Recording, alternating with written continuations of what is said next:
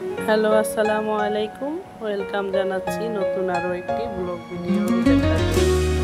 তো এখন আমি একটা জায়গায় যাচ্ছি, তো আপনাদের সাথে শেয়ার না করলেই নয়।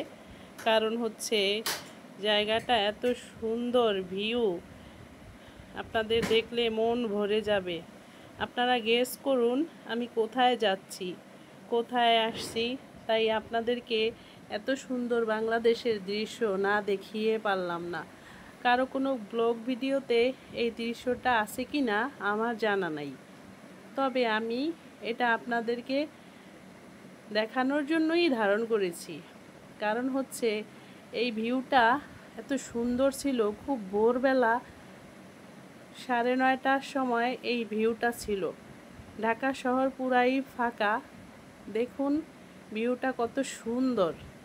এবং এই ফ্লাইওভারটা কোথায় গিয়ে যে থামছে কারো কোনো জানা নাই। এতগুলা ফ্লাইওভার এখানে দেখলে আপনাদের মন জুড়িয়ে যাবে।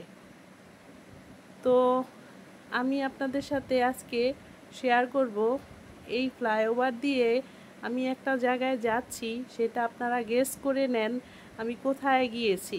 তো এসে পড়েছি। এখানে এসে এখানকার জায়গাটাকেও আবার একটু ধারণ করে নিলাম।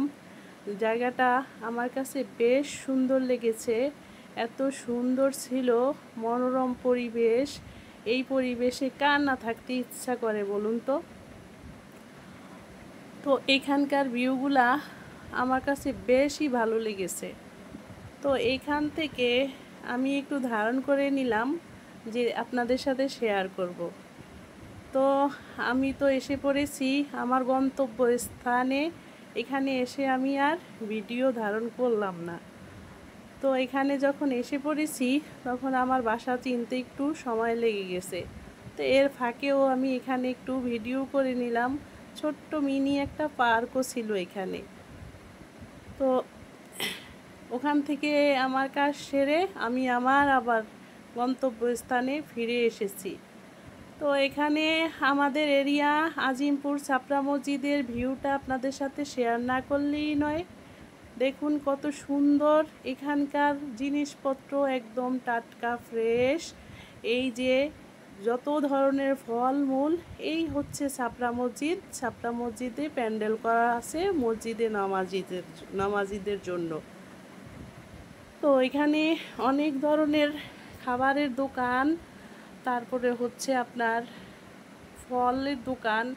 ইফতারি সাজিয়ে রেখেছে দারুণ করে, এত সুন্দর করে ইফতারি সাজিয়ে রেখেছে, দেখলে মন ভরে যায়। কিন্তু খাওয়ার কোনো আকর্ষণ এর প্রতি নাই, কারণ বাহিরের উদলা সাজিয়েছে সুন্দর করে, ঠিক আছে, কিন্তু উদলা খাবারটা কার খেতে ইচ্ছা করে বলুন তো।